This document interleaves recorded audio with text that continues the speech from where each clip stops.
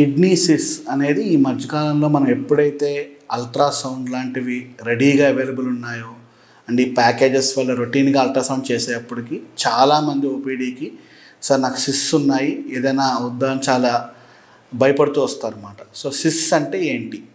Kidney sys అంటే కిడ్నీలో నీటి బుడగలు లాంటివి. సో నార్మల్గా మనకు తెలుసు కిడ్నీల్లో నెఫ్రాన్స్ అని ఉంటాయి, అయ్యే మన యూరిన్ని తయారు చేస్తే ఫిల్టరేషన్ ద్వారా.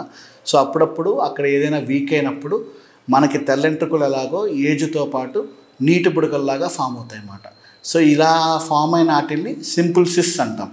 సో ఒక పర్సన్ కనుక సింపుల్ సిస్ట్, అది సింపుల్ సిస్టా వేరేదా అనేది మనకు క్లియర్ కట్గా స్కానింగ్లో తెలిసిపోతుంది. ఒకవేళ సింపుల్ సిస్ట్ ఉంటే 99.9% అది వల్ల మనకి ఏ హాని ఉండదు. ఈ సింపుల్ సిస్ట్ అనేవి ఏజ్ వైజ్ చేంజెస్ ద్వారా పెరుగుతూ ఉంటాయి. లైక్ మనం 50 years తర్వాత చూసుకుంటే ఆల్మోస్ట్ 50% ఆఫ్ పాపులేషన్లో ఈ సిస్ట్ ఉండొచ్చు.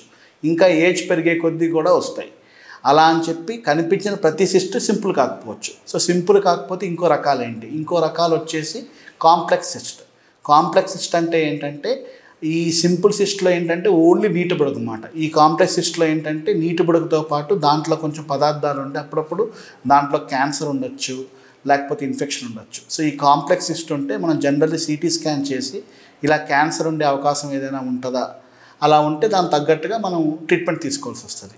అండ్ ఇలా కాకుండా కొన్ని హెరిడిటరీ సమస్యల వల్ల పాలిసిస్టిక్ కిడ్నీ డిసీజ్ రావచ్చు. దీంట్లో ఏంటంటే చిన్న ఏజ్లోనే కిడ్నీ నిండా మల్టిపుల్ సిస్ట్స్ వస్తాయన్నమాట. సో ఎప్పుడైతే ఈ మల్టిపుల్ సిస్ట్స్ వస్తాయో ఆ కిడ్నీ ఫంక్షన్ దెబ్బతిని డయాలసిస్కి వెళ్ళే అవకాశం ఉంటుంది. సో దాని ట్రీట్మెంట్ ఎంటైర్లీ డిఫరెంట్.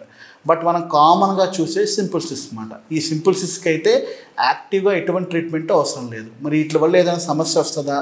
సిస్ట్ కనుక చాలా పెద్ద సైజు పెరిగితే ఆ సిస్ట్ పెరగడం వల్ల అప్పుడప్పుడు అది కిడ్నీ మీద ప్రెషర్ పెట్టి దానివల్ల యూరిన్ ఫ్రీ కిడ్నీలో వాపు రావచ్చు. అలాంటప్పుడు మనం దానికి ట్రీట్మెంట్ చేయాల్సి వస్తుంది. అండ్ సెకండ్ థింగ్, కిడ్నీ ఆ సిస్ట్లో ఇన్ఫెక్షన్ రావచ్చు, లేకపోతే ఆ సిస్ట్ బర్స్ట్ అయ్యి బ్లీడింగ్ కావచ్చు. సో ఇలా ఈ బర్స్ట్ అయినా, ఇన్ఫెక్షన్ వచ్చినా, లేకపోతే ప్రెషర్ సిమ్టమ్స్ వస్తేనే మనం ట్రీట్మెంట్ చేయాలి. సో మన దగ్గర ఉన్న ఈ సింపుల్ సిస్ట్కి ట్రీట్మెంట్ ఆప్షన్స్ ఏంటి? ఈ ట్రీట్మెంట్ కూడా అందరికీ అవసరం కాదు, చాలా తక్కువ మందికే సిమ్టమ్స్ వస్తాయి. అలా వచ్చిన వాళ్ళలో ట్రీట్మెంట్ ఆప్షన్స్ వచ్చేసరికి ఒకటేంటంటే సింపుల్గా సిస్ట్ కంటెంట్ యాస్పిరేట్ చేసి స్క్లిరోసెంట్ ఏజెంట్స్ పెట్టి దాన్ని కొలాప్స్ చేయడం.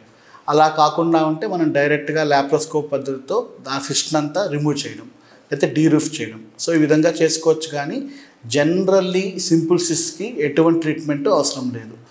ఒకవేళ మనకి ఏదైనా అనుమానం ఉంటే మనము రిపీట్ స్కాన్స్ చూసుకుని చేసుకోవాలి. కానీ కాంప్లెక్స్ సిస్ట్ ఉంటే మాత్రం అది సింపుల్ సిస్ట్లా కొట్టిపారేయడం. కంపల్సరీ దానికి మనం సిటీ స్కాన్ చేసుకోవాలి. ఒకవేళ క్యాన్సర్ ఏదైనా ఉంటే మనం దానికి తగ్గట్టుగా ట్రీట్మెంట్ తీసుకోవాల్సి వస్తుంది.